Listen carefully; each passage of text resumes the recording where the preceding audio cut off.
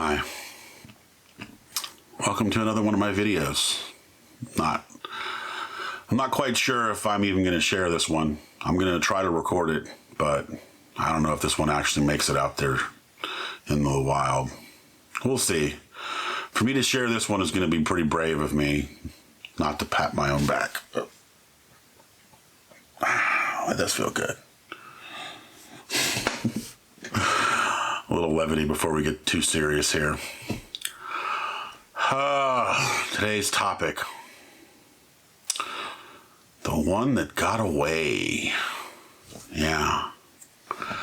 Well, I'm not going to mention any names, just like I don't mention names of my friends. But if you're watching this one, you probably know who you are. I'm going to be vague enough where this could apply to probably two different people. But it's really just about one. I'll leave you guessing. So I don't know if you're ever going to see this. And I hope if you do that you'll watch the whole thing. Because I have a lot of good stuff to say and just a few bad things to say.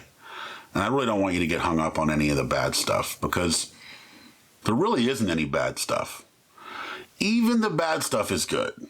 And what I mean by that is I'm a grown-up, finally. Maybe. I'm getting there. And I've learned to take my mistakes and make them into an experience that can be positive. So yeah, they've been learning experiences even if they were painful, even if they seem bad, even if I might sound jealous or angry or frustrated. None of it's hateful. None of it is a bad feeling like, you know what I mean? Like none of it makes me upset in a way where I dwell on being upset. If I'm upset at all or that tone comes through here, it's just in the moment. I got nothing but love for you. Nothing but love. Absolutely 100% love, 0% hate. I promise. So don't please. The reason I avoid even showing this video is just on the off chance that you see this and that you can take any of this in any kind of bad way, okay? So that out of the way. Fuck, I love you. I love you so much, and I still, if you watched my previous video here, but I still love you more now than I ever have before. And my love for you is a continuum. Like when we first met, I already felt, it was so weird. I felt like I already had loved you forever and ever, not just my lifetime, but previous lifetimes. I mean, I had a vision one time where I could actually look out over time and see you and me echoing through hundreds, thousands, millions of interactions of lifetimes spent together and apart. And it was really weird. I mean, just because I've never really had that with anyone before. And I know it is weird. And just for I'm talking to you directly right now, but just for everybody else to know, we've never even kissed. I haven't had that pleasure. And we definitely didn't go anywhere past that. And, the closest we've been is to have a lingering hug. So yeah, I'm well aware of neither one of us having any carnal nature of each other whatsoever, and that's fine. You know, that type of connection is a whole nother thing. And I'm guessing we just didn't really have that, and that's fine. It would have been nice to explore. I mean, it would have definitely been nice. You're a beautiful, beautiful woman. And, if you could have tolerated my disgusting physique, we could have had a lot of fun. But that's a whole nother topic for a whole nother time. We can get lurid later, but that's not what this is about. This is about the heart, and mostly about how you saved my heart. I don't know. I don't remember if I ever told you this. I said this to the universe a billion times, and I know I wrote it to you in that note that one time I gave you. when you were off to that week-long party, and I gave you an escape hatch, and I told you if you needed to leave in your mind, if you got to that place and you felt overwhelmed and you needed a place to go, that you should open up that letter and read it, because it was, at the time, it was everything. It was everything to me. And at the end of that week, when I picked you up, you didn't say anything about it. I assumed you either read it and it was too much, or you lost it, or you threw it away. I don't think you threw it away. Unless you were just trying to fight whatever feelings I was having and didn't feel it. I don't know. One thing I learned about you was to just try not to make so many assumptions about people. You know, that goes hand in hand with, you know, you can't make someone love you, and you can't make someone love you the way that you want them to. You know, I wanted us to have a more intimate relationship, and, you know, you didn't. That was disappointing for me. It was, like, again, for me, it wasn't so much carnal, although I'm pretty sure, God, not to get too weird. No, we're going to get weird. Your smell, just your scent was just, it drove me fucking crazy. Like, I could smell you enter a room. Not that you stunk. You always smelled good. Like, I don't want it to seem like that at all. And it's not like you had like a harsh smell at all or anything like that, but your pheromones just talk to me on like a whole nother level.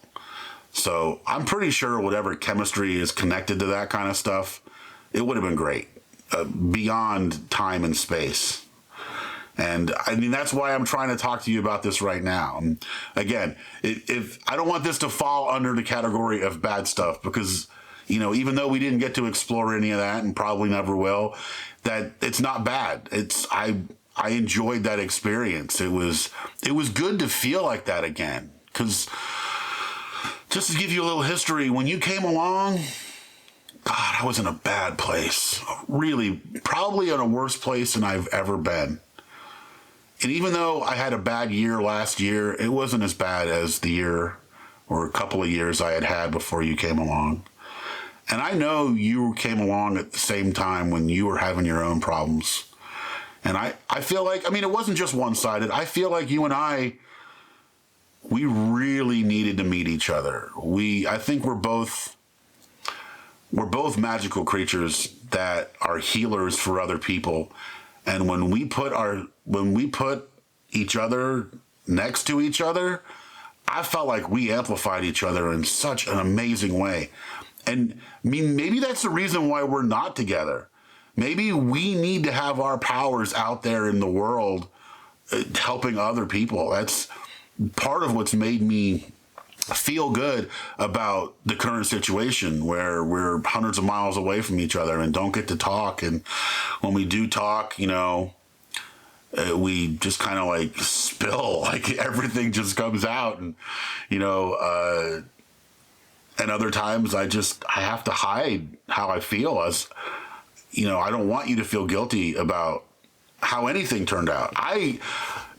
Even though I'm alone and I am not with you and I don't get to share this life that you're living, I am so happy for the life that you have. When I find out about what you're doing and how everything is going, and your kids and your husband, and they're so lucky to have you, and you are such a magical creature. You are doing such good things for them that how could I be jealous of that? I can't. You taught me more about love than anything in my life. And it's because real love isn't about possessing someone. Real love isn't about having someone all to yourself. Real love is about sharing. And even though you and I can't share ourselves with each other, where we're both in the same place, I see what you're doing out there, and that's where you need to be. I know that. And it makes me feel so fucking good that you're out there doing that. That you are raising two kids that are gonna be fucking amazing. You know, the love you share with your husband, I see it and I feel it. You know, when I'm around you guys, you're so perfect. And honestly, he is way more tolerant for some of the bullshit you've got to deal with than I ever would have been. I would have never put up with you having your mom and live with you guys and all that, and your little yappy dogs. They were cute and all, but all the time, ooh, I don't have the patience for that. So all the terrestrial stuff, you know, on all the real things, all the real issues to deal with on Earth, maybe we're not compatible in that way. Maybe that's why we are apart. I don't know, but you know, it's really easy to overlook matters of real life when you're focused on the heart. And again, I think you might have seen these things better than I did, and I was just so overwhelmed.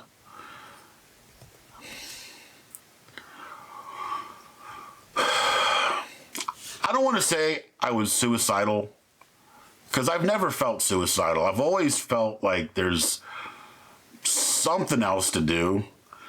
You know, it's like, you know, I think suicide is an expression of just ultimate extreme boredom. And I've never been bored enough with life on Earth to get there. So I don't want it to be construed as that. But my heart had withered away so much. My will to keep doing interesting and life-affirming things definitely had withered away.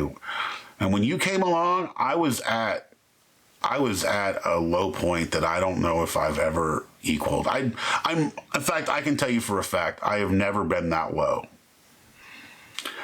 And not to sound like I'm putting you on a pedestal or anything, but you saved me. I don't think you were trying to. You weren't playing some kind of superhero. You weren't trying to white knight anything. Just you being you, just your presence saved me. And I don't know if I'd be here. I definitely wouldn't be where I am right now without the experience I had of meeting you and knowing you and falling so fucking crazy deeply in love with you.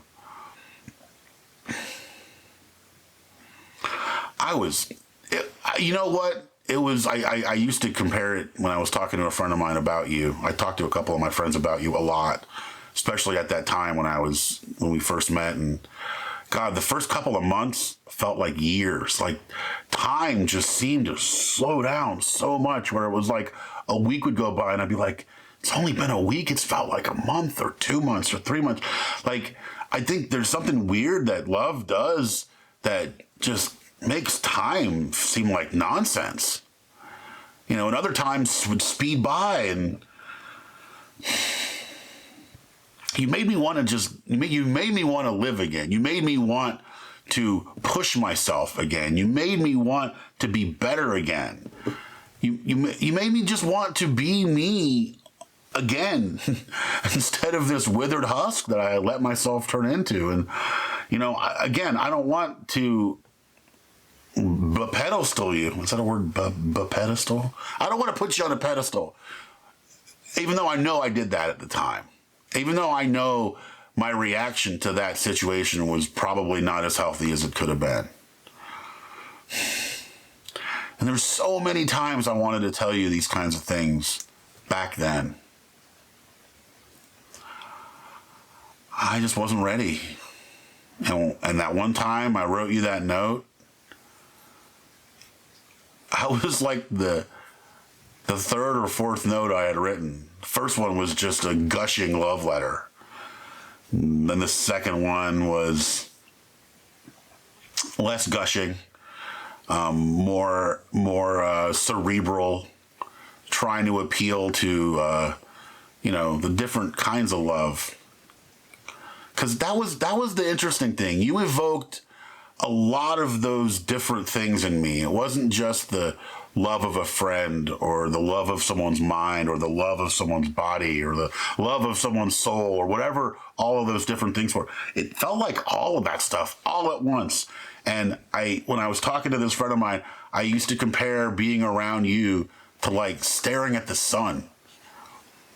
It was like if I just close my eyes and let it soak me up, let it soak in, it woke me up. It made me feel alive. It restored me. Like just being around you, it was so powerful for me. I'm sure it made you uncomfortable. Fuck, it would make me feel uncomfortable. And I felt like the more we got to know each other, maybe I was putting a lot of, I definitely was putting a lot of pressure on you. I wanted you to see what I saw. But I didn't want you to feel like I expected anything from you. It was a weird position for me to be in.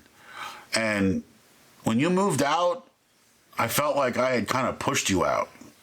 And I wasn't sure if maybe you left because it was just a better situation. It was definitely a better situation. But I also felt like it was probably me. It was that when you would go to work and you'd come back and you'd go to your apartment door and I would just be there. I would be like a fucking puppy, you know. You'd come home and I'd hear you come up the stairs and I always knew what you sounded like. Your bracelets would jangle, and I swear I felt like a puppy.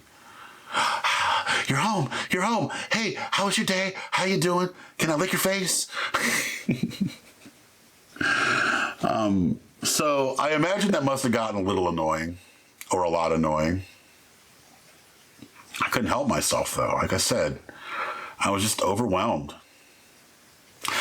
I had a vision one time, and this was about a month or two after I had first met you, and I had this vision of being on the beach with two little kids, two little blonde-haired kids, and just you with your hair grown long and natural color, and I remember seeing this in my mind, and it was just for a brief instant, and it was weird. I've had visions, like similar visions throughout my life that eventually came true, but they're always different than I expect. I saw this vision in my mind, and I assumed through my own expression of ego, oh, wow, that's you and me together on a beach somewhere, and those are our kids. And we're going to get there. You and me are going to have kids together, and we're going to share our lives together. And wow, what kind of crazy shit are we going to do? And I kind of got that vision stuck in my head a little too much. And I kind of let it push me around too much. And it probably made me make a couple mistakes. And made me kind of expect things. Not kind of, but definitely made me expect things. I only realized a few years later that vision was completely true. It wasn't me that was there with you. It was your husband. And it was definitely your kids. And it was definitely you. It just wasn't with me. And it's taken me time to figure out that that's okay. That it's not just okay, it's amazing. Like, that was your journey. That was your path. I was blessed with having you in my life at a time when I fucking absolutely needed you. I needed you so bad at that time. Like I said, you fucking saved me. You saved my life. You saved my heart. Just being in love with you, or I don't know how does that fucking work? Just believing that I was in love with you, just feeling the love, even if it was just whatever, friendship love, whatever it was, just feeling that feeling for whatever it was. It brought me back to life. It brought me back to wanting to feel like that. Like, I had gotten to such a point where I didn't want to feel that. Does that make any sense? I think that's the best way I can describe it. I didn't want to feel like that. I did not want to feel love. That's how I had withered away. That's how much armor I had put on. I didn't want to love. I didn't want to love anybody. I didn't want to risk it. It was too dangerous. I didn't want anybody else to ever have the ability to hurt me on that level again. And, you know, that's dangerous in its own way, because that's, like I just talked about in my previous video, that's the whole point of life, is to love and to share that love, and to get to the point where you purposely don't want to feel that feeling. That was horrible for me. You brought that back. Like I said, I don't think you meant to do it. Just you being you, the healer that you are, you healed that in me. And fuck, I treasure that more than anything. And when I look back at that time, I think of things I could have changed, things I could have said, things I could have done. But for what purpose? What, to change your path so that you wouldn't be on the path you're on? You're on an amazing path. I would never, ever, ever want to change that path for you. The only thing I could do would be maybe take the place of the other guy that you dated that was treated you like shit. Because I would have treated you awesome. But then you probably wouldn't have wound up with the same guy, and you wouldn't have these amazing kids. And you see how things work out and how things unravel? I remember one time we were out eating sushi, and I had just moved back to the apartments from the house that I had moved out into, and I had offered to have you and your sister come and stay at the house with me and be roommates or whatever, and you didn't want to do that. I don't blame you. I was really weird at that time. I was, like I said, I was very overwhelmed, and who knows how that would have turned out. But you said something to me when we were eating sushi. You were like, I should have done that. And I remember telling you, I was like, no, you shouldn't. I was like, you're on the right path. I'm on the right path. Hey, my path has been tough too. But I feel like right now where I'm at, I wouldn't want to be anywhere else. We were both on our paths, and we were able to have our paths intersect for a little while, and it was beautiful. And as disappointed as I might have been in what didn't happen, shit, it is so overshadowed by what did happen, by the beauty that just being your friend, being able to share a little bit of life with you was worth. It was beautiful, and it was amazing. And God, I love you so much. I wish I could handle talking to you more, but you're still kind of like staring at the sun.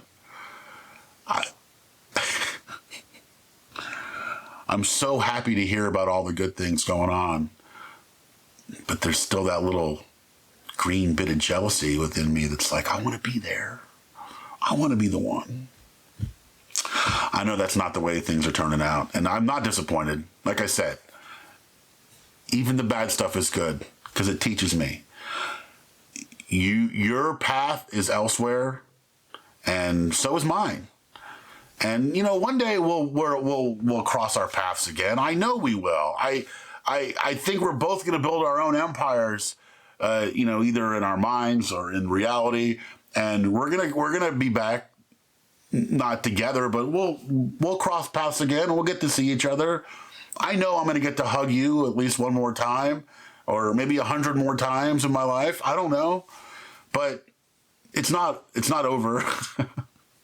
And I'm sorry I haven't been in touch lately, and I'm sorry that I get lost in my own little world, and I'm sorry I ever expected anything from you, because you've given me so much. I really, a lot of my expectation was just me wanting to give it back. Just give you something back, anything.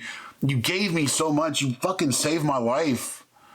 I feel like I owe you something. But I don't. And you don't owe me anything other than to just live your best life. Because that's what I'm doing right now. And I wouldn't be able to do it without you. And I know I helped you too. One time you called me your rock. Nothing has ever filled my ego up more than having you call me your rock. It is so humbling. You were my rock too. And you still are. You softened up this toughened up heart back to where it could love again. And even though I'm alone right now, I feel good about it. I feel like I'm not ever gonna settle for less than what I felt like you and I could have had. And you know, if I want the whole package. I don't just want to connect up here, or just connect right here, or just connect down here. I want all of it. And you know, you and me might have had 2 out of 3, or 3. How many different levels are there to the chakras? What do we have? 10 out of 13, something like that. I don't know how it works out. Math on the heart. What the hell does that mean? But I'm holding out for the whole package. I feel like you held out for the whole package in your life, and you got what you were looking for. And I couldn't be happier for you, for both of you guys, for all 4 of you guys. Who knows? You gonna make any more little ones? You need to. We need more humans made by you and your husband. You have made some amazing humans so far. Keep working on it. As many as you can afford, okay? If I'm ever super rich, I'll help fund all of that if you need me to. More fuck trophies, as you said. All right. I have said enough here, and wow, I did all that without crying? So that shows you how far I've come in becoming cool about how things are, about the lessons of love, lessons of the heart that you taught me and then I taught myself. All right. I love you and I mean it. And I hope you see this one day. And I hope I just hope. Okay? Until next time.